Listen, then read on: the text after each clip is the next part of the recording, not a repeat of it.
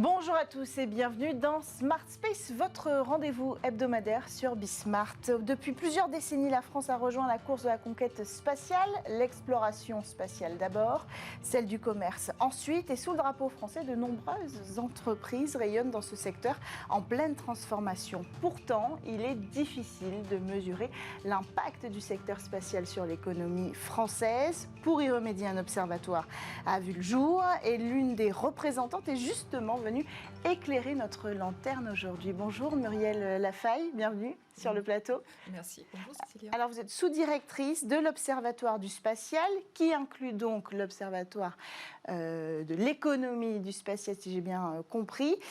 Quelle est l'ambition de cet observatoire sous la direction du CNES ? Alors cet observatoire a été créé récemment. C'est maintenant une sous-direction qui est directement rattachée à la direction de la stratégie et qui, comme vous l'avez dit, comprend en fait deux entités qui ont été créées. L'une en 2017, l'observatoire de la prospective qui s'appelle Spaceable pour l'espace des possibles, et un observatoire de l'économie spatiale qui lui a été créé en mars 2020 et dont l'objectif est de connaître le contexte, les acteurs, mais surtout les évolutions en cours et les impacts sur cet écosystème. Et j'avoue qu'avec le Covid-19, eh bien, cet observatoire a été créé vraiment au bon moment. Alors justement, vous parlez d'un acteur de cet écosystème. À vos côtés, Jean-Marc Espinas, bonjour. Bonjour. Bienvenue sur le plateau de Smart Space. Vous êtes donc directeur stratégie et innovation chez Sodern. Sodern, c'est une ETI, filiale d'Ariane Group, leader mondial sur le marché des viseurs d'étoiles. Alors les viseurs d'étoiles, ce sont des caméras précisément qui permettent aux satellites de s'orienter grâce aux étoiles. On va revenir sur cette technologie pour que vous nous la présentiez. Mais autrement dit, vous êtes équipementier de satellites. Exactement. Nous fournissons des équipements en particulier optroniques pour les satellites et nous sommes leaders sur ce segment des viseurs d'étoiles. Alors Muriel, est-ce qu'on est capable aujourd'hui de mesurer l'impact du secteur spatial sur l'économie française ? Alors, le spatial dans l'économie française, c'est quelque chose de majeur. D'une part, nous avons des acteurs qui sont des leaders mondiaux, des grands groupes, que ce soit Airbus Defence and Space, que ce soit Thales Alenia Space, Ariane Group, ou des ETI, effectivement, comme Sodern, Safran également, et on pourrait en citer beaucoup d'autres, puisque c'est un secteur qui est très riche, qui comprend actuellement plus de 70 000 personnes sur 5 axes, un axe industriel, manufacturier, un axe de développement de services pour la société, mais aussi des acteurs de soutien au développement de cet écosystème, des acteurs du secteur académique, car il faut des talents pour ce secteur, et aussi des laboratoires industriels, des laboratoires scientifiques qui ont réalisé des premières spatiales absolument incroyables. Est-ce qu'on a une idée du chiffre, peut-être, du bénéfice que peuvent représenter certaines de ces catégories ? Alors tout à fait, pour l'industrie manufacturière en particulier, des chiffres par rapport à ce qui a été réalisé en termes de revenus en 2020, en France, eh bien, ça représente des revenus à hauteur d'environ 3,4 milliards d'euros, qu'on peut mettre en perspective par rapport à 7,7 milliards d'euros au niveau européen et 17,5 milliards d'euros au niveau international. Donc vous voyez que la part française est tout à fait considérable de cette industrie manufacturière, elle est vraiment considérable, que ce soit au niveau européen, puisqu'elle représente environ 45%, et au niveau international également. Donc c'est un secteur qui est très important pour nous. Un secteur attractif pour les ETI comme la vôtre ?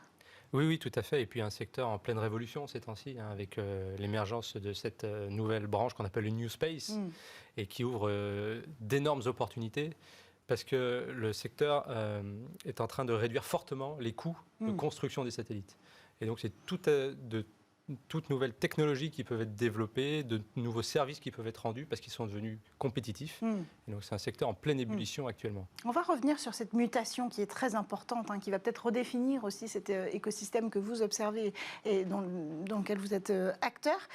D'abord, qu'on soit bien clair, on parle beaucoup de start-up, on en parle beaucoup notamment sur ce plateau. C'est vrai parce que beaucoup ont émergé, notamment cette année, aux yeux du grand public. Mais il y a ces ETI, il y a ces grands acteurs aussi. Mais la majorité, est-ce qu'on a une part de répartition de ces secteurs-là? La majorité, en fait, ce sont les ETI qui travaillent sur le secteur spatial. Alors, en majorité, effectivement, ce sont des PME et des ETI. Alors, on peut dire que voilà, à peu près 70%, ce sont des ETI et des PME, ce qui est tout à fait considérable. Les start-up, comme vous venez de dire, elles sont des pousses émergentes. Donc, effectivement, on a un certain nombre d'acteurs. Je veux dire, depuis 2013, il y a eu création de plus de 200 sociétés nouvelles. Pas seulement dans le domaine des services, d'ailleurs, mais également dans le domaine manufacturier. Et nous avons effectivement les grands groupes dont je vous ai déjà parlé. Donc, c'est un secteur qui est déjà très, très solide, qui est très dynamique, très diversifié.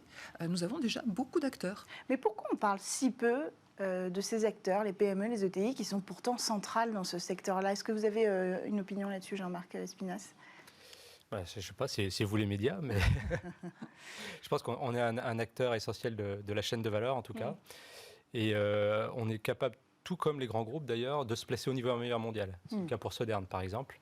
Et il y a de tas d'autres entreprises françaises qui sont à ce meilleur niveau également. En France, on a une terre d'excellence aussi, ce qui me fait vous poser la question, pourquoi il était si difficile jusqu'alors d'avoir des chiffres sur l'impact du secteur spatial ? Eh bien parce que c'est assez compliqué de voir effectivement quel est l'impact direct.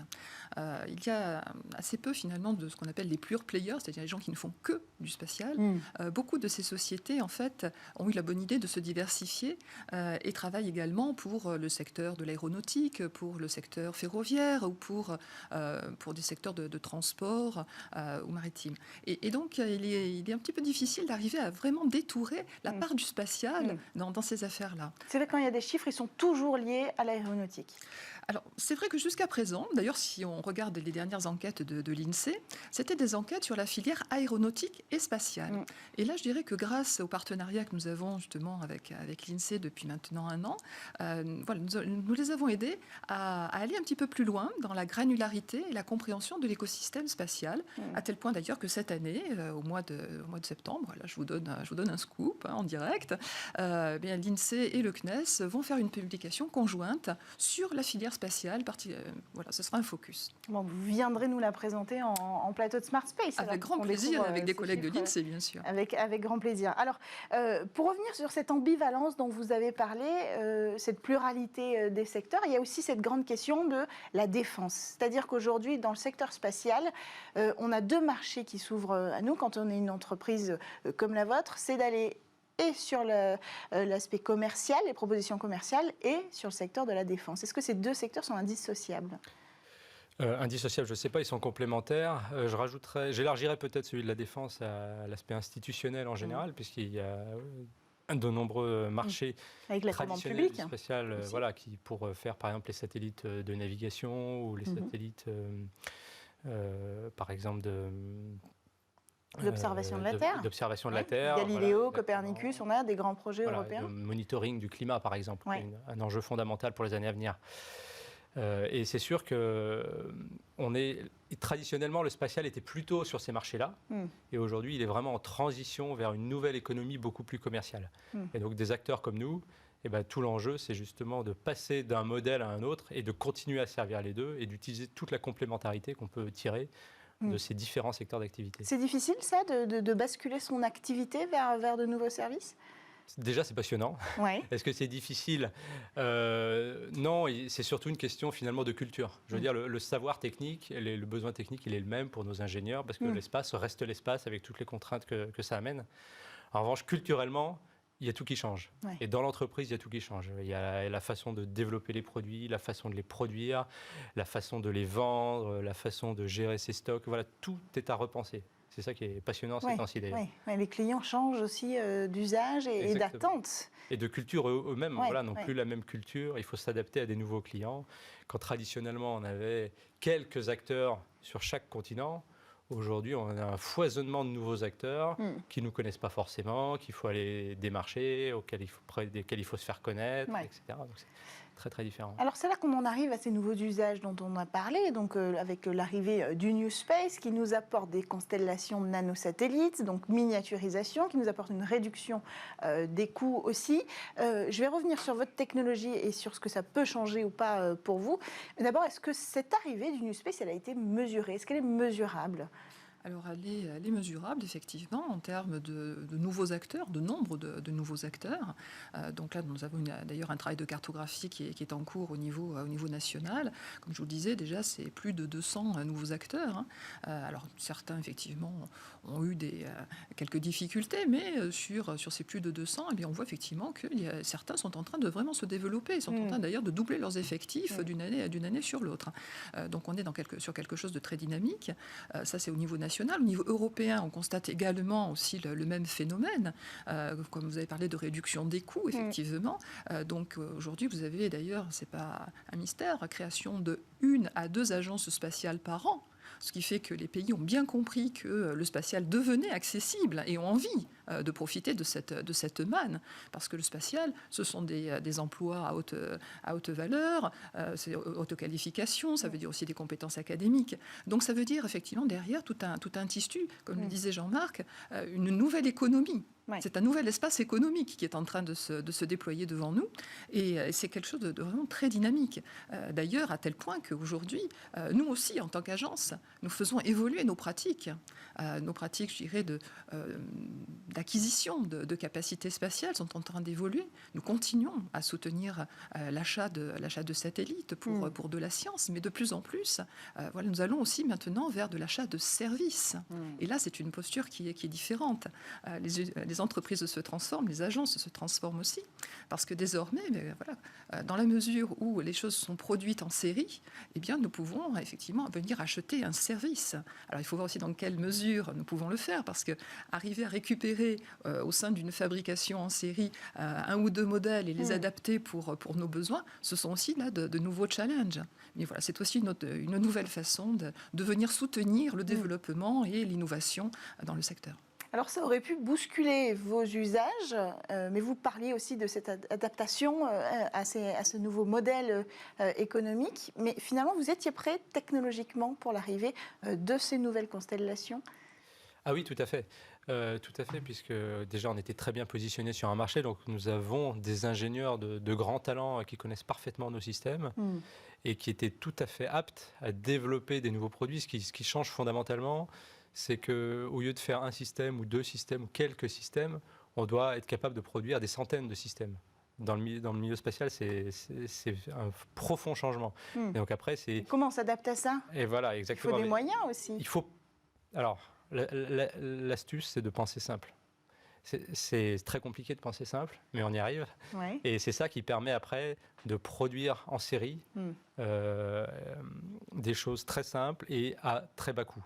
Et là, pour ça, quand vous avez des acteurs, des ingénieurs chez vous qui connaissent parfaitement les systèmes, les spécifications qui coûtent cher, les essais qui sont peut-être inutiles, qui connaissent parfaitement la technique, et ben vous êtes tout à fait prêt à aller dans cette nouvelle économie. Vous avez mis le doigt dessus. En France, on a des talents ingénieurs dans le secteur spatial qu'on nous envie, qu'on vient chercher. Les entreprises viennent s'installer aussi à Toulouse pour être proches de ce vivier-là. On en a parlé récemment dans Smart Space. Est-ce que vous avez parlé tout à l'heure de 70 000 personnes qui étaient employées dans le secteur spatial en France aujourd'hui? Est-ce qu'à l'avenir, on va grossir les chiffres? Est-ce qu'on est prêt pour former la nouvelle génération face à ces nouveaux usages également qui sont en train d'arriver? En somme, est-ce qu'on sera toujours attractif pour ces nouveaux talents? Alors attractif, en tout cas, voilà, on fait tout pour l'être et pour préparer l'avenir. Il y a d'ailleurs en ce moment un appel à manifestation d'intérêt dans le cadre de France 2030 qui adresse spécifiquement les nouvelles compétences et donc avec une phase de diagnostic et une phase de proposition de nouvelles formations, de nouveaux cursus, que ce soit des cursus universitaires pour former des jeunes, mais aussi des cursus pour accompagner la transformation de gens qui sont déjà dans une carrière, qui auraient envie de rejoindre le secteur spatial, ou aussi de gens qui sont déjà dans le secteur spatial et qui souhaiteraient évoluer aussi dans ce secteur. Parce que maintenant, nous sommes sur des carrières qui sont longues. Et donc, il faut aussi envisager ces transformations. Donc oui, des nouveaux profils, des gens effectivement qui sont aussi plus sachants sur l'économie de ce secteur, des profils ingénieurs qui ont des doubles cultures, voire peut-être même des triples cultures, puisque électronique, intelligence artificielle, digitalisation font aujourd'hui partie des choses essentielles qu'il faut connaître et qui viennent alimenter le secteur spatial. Donc nous avons besoin de ces nouveaux talents. Aujourd'hui, il faut les former dès aujourd'hui à ces nouvelles techniques pour que demain, on soit déjà compétitif, en fait. Quelle est votre position chez Sodern ? Je suis tout à fait d'accord avec ce que vient de dire Muriel. J'ajouterais qu'on recrute aussi dans le secteur spatial des gens qui ne viennent pas du secteur spatial, mais qui peuvent venir d'industries qui ont un niveau de maturité plus avancé que le nôtre, par exemple l'automobile, qui ont l'habitude de produire en série, qui connaissent toutes les problématiques auxquelles on est parfois nouvellement confronté et qui nous apportent aussi un éclairage complémentaire. Et quand on arrive à mettre tout ça en synergie, on peut faire des choses formidables. C'est important de rappeler, vous avez un positionnement assez clair là-dessus, que le New Space n'a pas pris de court les entreprises françaises. Peut-être que certains grands groupes, sur la question de la réutilisation, par exemple, ont été pris de court, sur la baisse des coûts aussi au niveau des lanceurs, mais les technologies étaient prêtes. Oui, tout à fait. Alors, si je peux vous donner peut-être l'exemple de Sodern, nous nous sommes lancés à peu près en 2016 dans le New Space. Il y avait déjà à l'époque, on sentait venir la chose, donc on commençait à avoir des premières réflexions. Et puis quand l'opportunité de OneWeb s'est présentée, on était prêt à partir. Alors il faut préciser OneWeb Constellation. Exactement, première grosse constellation de satellites qui a été notamment largement conçue en France. Et pour laquelle Sodern a fourni les viseurs d'étoiles. C'est important de rappeler qu'on était là et qu'on n'est pas toujours battu sur ces sujets-là. Cependant, ce qui est intéressant aussi de voir, c'est, comme on l'a dit, on parle beaucoup de New Space, ce qui veut dire aussi que pour l'instant, le financement, vous avez mentionné France 2030, un tiers des financements doit être reversé au New Space, aux jeunes acteurs. Est-ce qu'à un moment donné, on n'oublie pas un peu les PME, les ETI qui font tout ce travail aussi derrière pour nourrir le secteur spatial ? Non, on ne les oublie pas, d'où d'ailleurs l'invitation faite à Sodern pour justement mettre bien en avant les ETI et les PME qui sont la force vive aussi de ce secteur. Et dans les appels à projets, dans les appels à projets de services, je veux dire, il y a aussi une part considérable qui est faite pour l'ensemble des acteurs, même si effectivement il nous est demandé de réserver une part considérable pour justement faire émerger aussi de nouveaux acteurs. Il y a ce besoin d'aiguillonner et de stimuler le démarrage de nouvelles entreprises. Ça ne représente pas une concurrence déloyale pour vous, quoi ? Non, pas du tout. On croit vraiment que tous ces acteurs, finalement, ont une forme de complémentarité, de partenariat et d'enrichissement de la valeur ajoutée. Donc non, ce n'est pas une concurrence, non, c'est plutôt une opportunité pour nous. Est-ce que le New Space, est-ce que ces nouveaux usages, est-ce que vos technologies, est-ce que tout ça peut nous permettre de se projeter et nous dire que la croissance va être favorable pour le secteur spatial dans les années à venir ? Je pense qu'effectivement, la croissance est favorable. On voit des chiffres qui augmentent tous les ans, d'une part. Il y a aussi des projections qui ont été faites par un certain nombre d'analystes.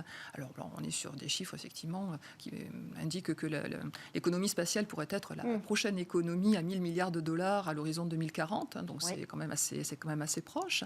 Et nous avons des raisons de penser que, effectivement, ça pourrait bien être le cas, voire même dépasser ce chiffre de 1 000 milliards. Les prévisions les plus optimistes parlent même de 3 milliards. Mais en tout cas, on voit effectivement des constellations se développer pour des usages nouveaux de connectivité. Aujourd'hui, il est indispensable d'être connecté où que l'on soit, et peut-être même demain d'ailleurs dans l'espace directement. Donc enjeu de connectivité, enjeu aussi de connaissance de ce qui se passe sur notre planète. Je profite de l'occasion pour rappeler que le spatial apporte des informations pour 80% des indicateurs des objectifs du développement durable. On en parle régulièrement sur ce plateau. Je pense que c'est vraiment quelque chose à savoir. Le spatial aujourd'hui, c'est partout. Une journée sans l'espace, c'est devenu impossible. C'est la synchronisation des réseaux d'énergie, c'est la surveillance effectivement des récoltes, c'est la connaissance des intrants dans les sols, la gestion au mieux d'ailleurs de ces intrants. Qui augure forcément une croissance. Qui augure effectivement de la demande. Inévitablement exponentielle. Voilà, qui demande de l'information, qui va venir nourrir ces flux d'informations et donc en fait, c'est pour ça que j'avais du mal à répondre à votre question. Aujourd'hui, c'est vrai que ce nouvel espace économique, finalement, se dilue dans l'économie digitale. Oui, c'est vrai. Il faut le rappeler aussi. La Space Tech fait partie aussi de cette économie technologique et on en reparlera sur le plateau de Smart Space.